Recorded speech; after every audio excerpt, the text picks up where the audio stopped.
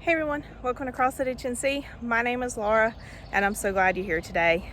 I'm going to take you with me in the garden as we plant some more seeds and talk to you about garden frustrations and having a backup plan for your plants. Alright, please bear with me because I forgot the tripod for my camera, so you guys are probably sitting a little cattywampus. And there's a lot of pine straw. I have a lot of pine trees behind my house. There's a lot of pine straw right in the camera.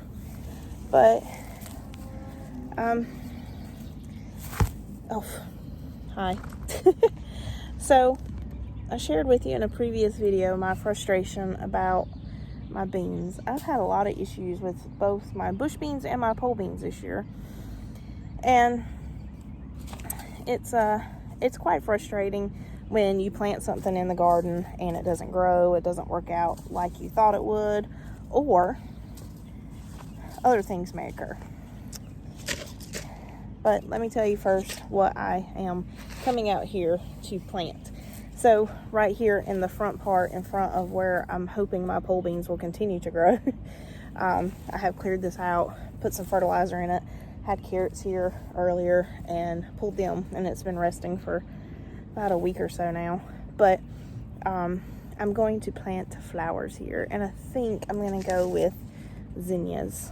Some of my zinnias that are blooming have absolutely stole my heart. They are so beautiful. So I think I'm going to plant some more right in here. So we're going to do that while I talk. So I have the Benary giant coral zinnia, and then I have the Queen Lime Red zinnias. I'm also going to be planting, not over here, but somewhere else, some more calendula and some carnations. I've never grown carnations before. All right, back to what I was saying. So sometimes it can be frustrating when you plant seed or seedlings and the seeds don't germinate, or they germinate and a pest comes in and destroys them, or either your seedlings just die off. Other things that could be like frustrating in the garden is maybe your plants are doing really good and growing really big, like your tomatoes and cucumbers and squash and zucchini, and then a hailstorm comes through, or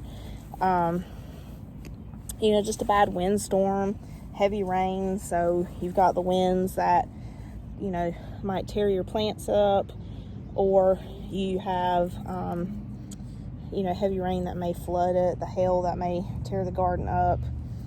So what do? Like any human being on this earth, you'll probably get very frustrated, and that's understandable. Every gardener does. Even the most experienced gardener, even the farmers, get super frustrated when storms destroy their plants. But that is why having a backup plan for your plants is always a good idea. You never want to waste anything, and that's what I struggle with the most, is not wanting to waste stuff. So while it looks like I start a lot of seed on my seedlings, there's always a purpose for those plants. And one of them, selling some and then taking some to friends and family, but also having a backup for the garden. So if you are starting plants by seed, it's a good idea to always start a few extra to have as a backup. Because you don't know if all of your plants are going to germinate that you started. You don't know that. You don't know if a pest or something is going to come in and destroy them at a small stage, or even a little bit further along. So it's a good idea to start a bumper crop, an extra set of plants. And you can do a few, like at the time that you're starting your first set. But I also recommend starting some a couple of weeks after you start your first set of plants. That way, if your plants are a little bit more mature and they die further along, or they're damaged or destroyed by pests or by weather, then you'll have a little bit further along advanced succession plant to take its place. So it's always good to plan for stuff like that in your garden. So I am frustrated about my beans, the ones in the big garden that didn't germinate. So I ended up having to plant them a total of 3 times, but I had extra seed to do that with. Pole beans germinated great here in the backyard, but then a pest of some sort, which we're thinking is probably a deer, is getting its little mouth under the edge of the fence there and eating my leaves. So I have some extra seed to plant those. But as far as like my squash and zucchini, you know, one of the biggest things we worry about there are your vine borers, because it's prime season for vine borers right now. And your plant will look healthy one day, and then it'll be limp and dying the next day. So I always have, every couple of weeks, I start a few extra squash and zucchini plants, just in case the vine borer takes my mature plants out. I'll have another crop to plant right behind them. So by the time they get big, the vine borer, the larva, I guess is what they're called, should be done growing up, and they'll leave my next round of plants alone. So always have a backup plan for your garden, just in case of weather damage or pest damage. So that's kind of my little tip of the day. I'm gonna go finish planting flowers.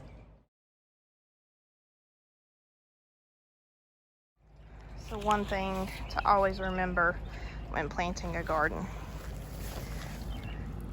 leave a path in the garden so angels can walk through. My mom gave me that when we first moved here and we established our first little garden area. It was on like a little stick that stuck up, or a little post that stuck up in the garden, but it rusted and broke. But I've held on to that, and I always remember, no matter what kind of garden you plant, leave a path so that the angels can walk through it. Look at this beauty. Polar bear zinnia. But I like to think, and I'm sorry if I get choked up, I like to think that my grandma walks through this garden smiling. I think she would love it.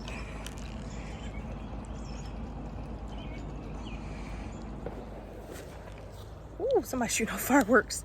That scared the bejeebies out of me. That is one of the things that I do have a goal to do in my garden, is to plant a flower that represents my grandmothers and my mother, because they were all very powerful influences in my life growing up. And so I want to honor them by having those flowers that represent them in my garden. And the only one I'm missing is a purple iris. So I'm gonna have to order me some iris bulbs to get planted, so next spring I'll successfully have all of my my flowers that'll represent the women in my life that have been highly influential. I have sunflowers, daisies, daffodils, I have a hibiscus, just so many beautiful flowers. And I've ordered some lilies. My mom likes lilies, so I've already ordered lily bulbs. And then the next thing I need to get are purple irises, and my little memorial to them will be complete. So I'm excited about that. I was fighting gnats earlier, now I'm fighting mosquitoes. I've put out some granulated fertilizer right here. This is right next to where my kohlrabi and my kajari melons are. Kohlrabi is just about ready to finish being harvested. So I'm gonna start putting flowers in here, and I want to try something new, making some calendula salve this year. So I'm gonna fill this bed with some calendula, and if nothing else, it'll be pretty.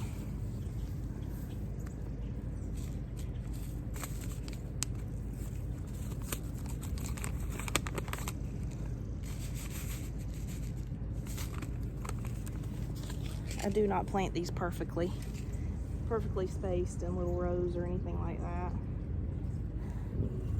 It's probably a bad thing to do, or to not do, but it's just kind of how I've been planting.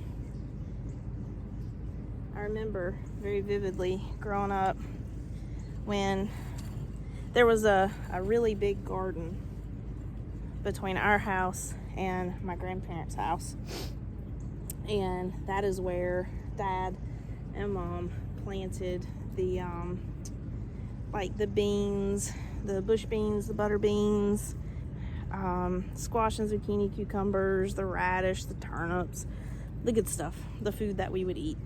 And then on a field on the other side of my grandparents' house, they would plant like corn and potatoes, and they would also plant corn and potatoes behind their house as well.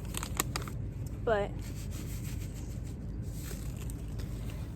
I remember at the very front of the garden that the butter beans and the bush beans were always planted in.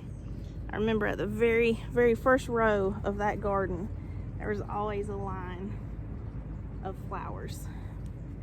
Actually, in both gardens there were a line of flowers planted on the first row, and it was all different kinds. I just always remember there being beautiful flowers and sunflowers. My mom had hibiscus there by the porch. My grandma had hibiscus. My mom's mom, my dad's mom had daffodils by her door underneath the carport, or the door that led to the carport.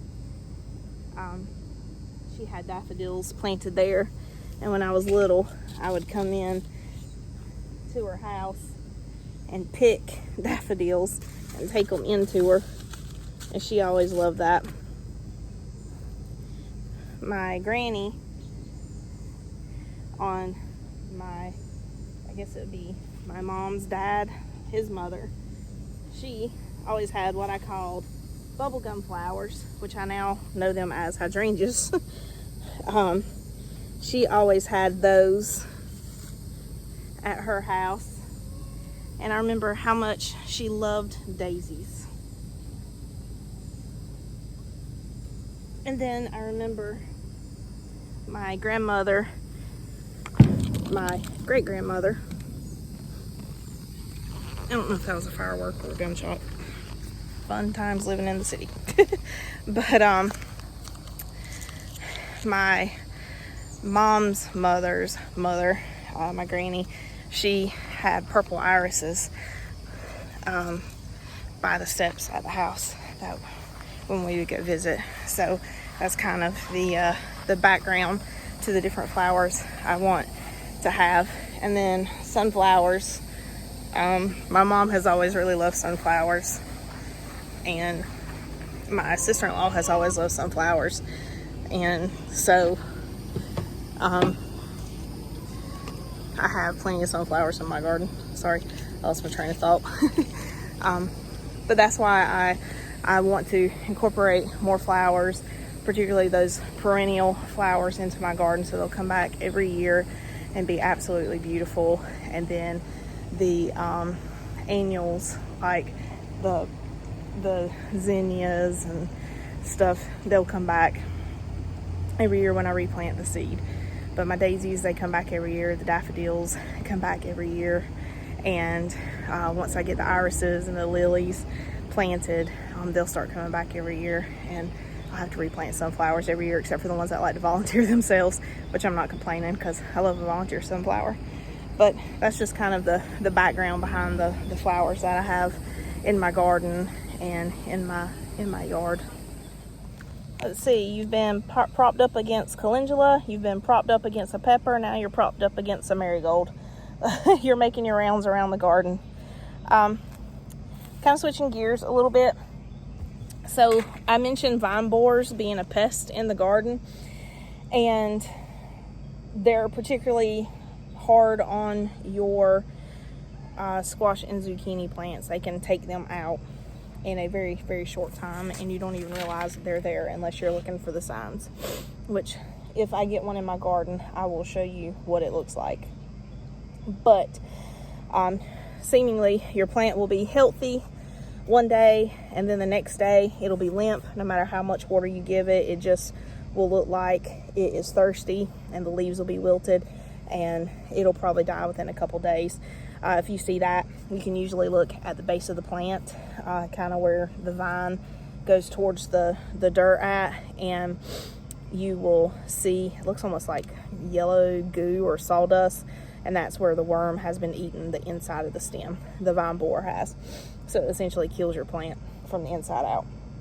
But I read something, and I'm always willing to try something new, but I've read several people say that they have had success with staving off vine borers by planting radish around their squash and zucchini.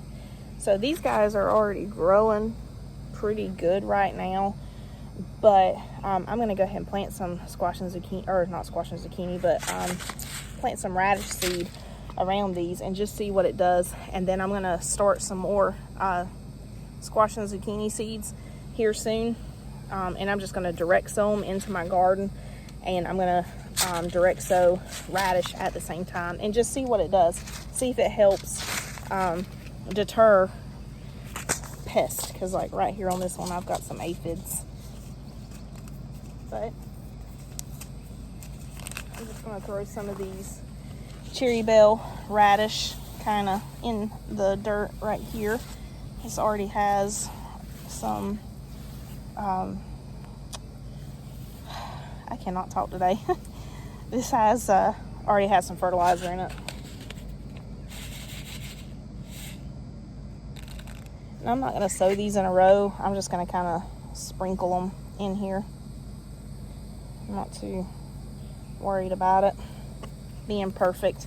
And I'm just going to lightly turn this dirt. You don't want to bury radish seed very deep. So I'm going to do that here, and I'm going to go down here and do it as well.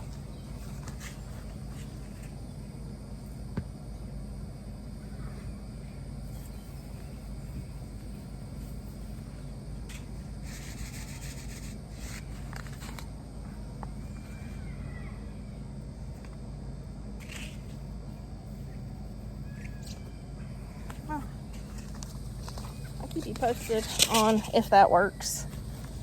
I hope it does. That would be really cool. So another thing I'm wanting to do is to get one of my artichokes into the ground, because the artichoke will come back and will continue to grow. So I want to go ahead and get it in the ground so it can establish its roots pretty good before it starts getting cold outside. Honestly, if I were thinking about it, it would have been a good idea to put the artichoke in the tire. But I've already got flowers planted in there. So I have a strawberry calendula right here. So I'm just going to go next to it and plant my artichoke, because I want it to be close to the corner of my bed, because it's going to grow pretty large.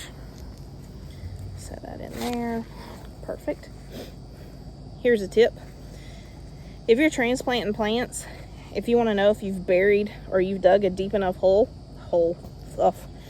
Yeah, it's been a long day, I can't talk. If you want to know if you've dug your hole deep enough, but you don't want to mess up your plant and the roots or anything, or the dirt kind of breaking off and falling out, just take your container and set it in the hole and see if it's deep enough.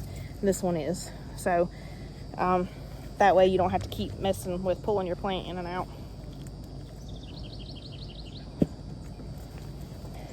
But this guy, as long as it gets a good root system established, in our environment at least, he may kind of die off during the winter time, but hopefully next spring we'll see him spring back to life and grow, and hopefully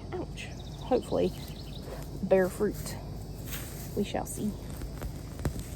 This plant, I planted a cucumber right here at the edge of this fence, but this area stays somewhat shaded, and it's just not doing good.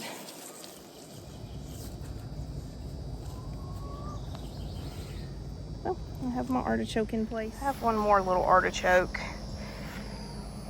and that's the only corner of my garden that isn't planted. And I mean like an actual corner. So, step around my pepper plants, dig us, oh, sorry, once again, forgot my tripod. Dig us a little hole. I like getting my hands dirty. Very rarely do I wear gloves. And most of the time I forget to bring a shovel. I dug that hole way too deep. There has to be a cucumber on this vine behind me because it smells rich of cucumber. All right, I'm gonna have to set you down. Don't know how good the camera angle's gonna be, or if my camera will even stay up. Whoop. That was a firework. You could hear the sizzle. Oh, don't fall.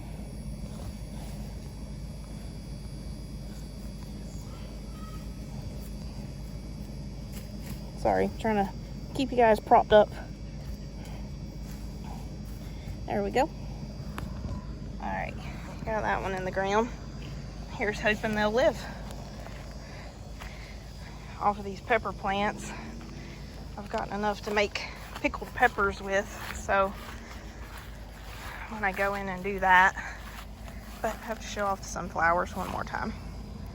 So aren't they beautiful?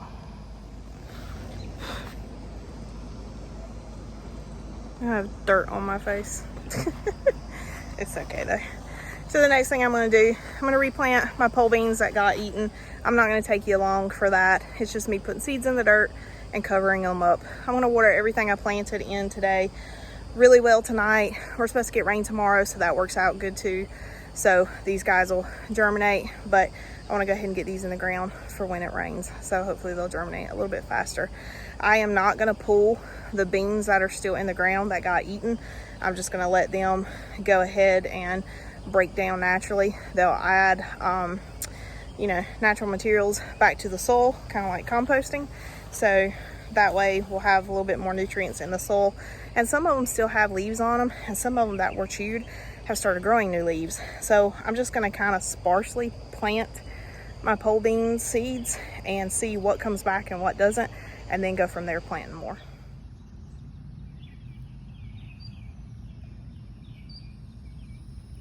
That is a lightning bug or firefly, depending upon where you live. I think it's hurt. Just trying to get out. We have a lot of lightning bugs. Oh, we just lit up a little bit. We have a lot of lightning bugs around our house. Catch them on video every once in a while. Of course, none want to come out to play when I'm filming, but they're really cool to me.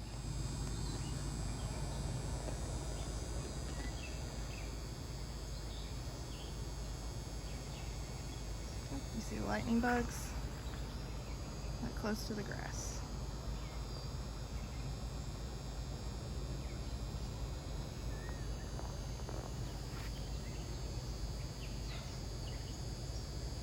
There he goes.